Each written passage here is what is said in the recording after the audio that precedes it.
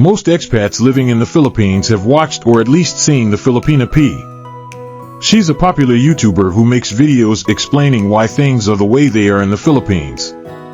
She makes jokes and speaks clear, easy to understand English. She also ain't bad on the eyes either. About a year ago she made a vlog of her travels to the USA. Since it's notoriously difficult for a Filipina to get a visa to the US, you might be wondering how she got hers despite having a previous denial. Simple, she applied for it. She filled out the DS-160 form, submitted it along with the $185 application fee, did the interview, and got the visa. The end. Thanks for watching. Make sure to like and subscribe. Just kidding, let's talk about what it really took for her to get the visa. The truth is, having a denial on your record is really bad. If you apply for a visa and get a 214B denial for immigrant intent, that stays on your record forever and makes it that much harder to get approved the next time. That being said, it's not impossible. Let's see how the Filipina Pea got a visa after being denied in 2019. First off, she had visas from other countries. She mentioned having 2 Schengen visas. If your girlfriend has a visa from another country, US visa officers see that as a good sign that she's been vetted by other countries and approved.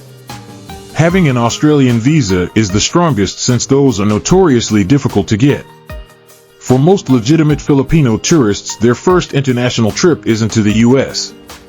It's to Japan or some other Southeast Asian country. So a single woman applying for a tourist visa who just got her passport and saying she wants to go to Disneyland by herself is suspicious as hell. Second, she was able to prove stable employment. As a popular YouTuber, she's done well for herself. It's estimated she earns between $40,000 to $65,000 per year. To an American, that's just middle class, but for a Filipina that's equivalent to being a millionaire, as that puts her solidly in the 1% of Filipino society. You may be tempted to think just her income is enough, but that's just not true.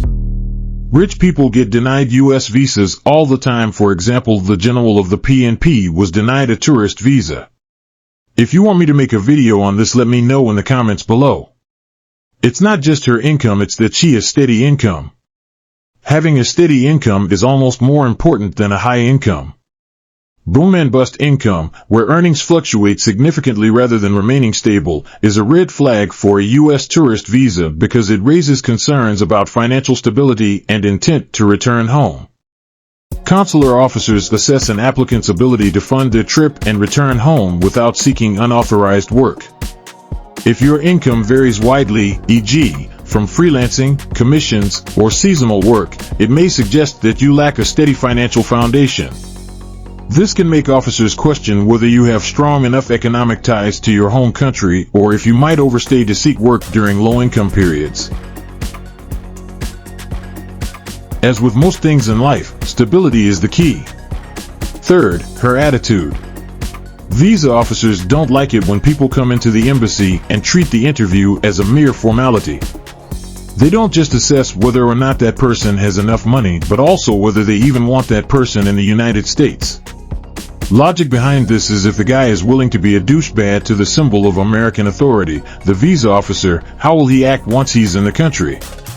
This isn't usually a problem with Filipino applicants except for the very rich.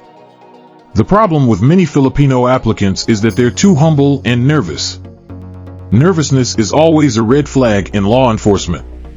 When applying for a U.S. tourist visa, it's important to skate that line between confidence and cockiness. If you are married to a foreigner, then you need to show you have a good life here in the Philippines.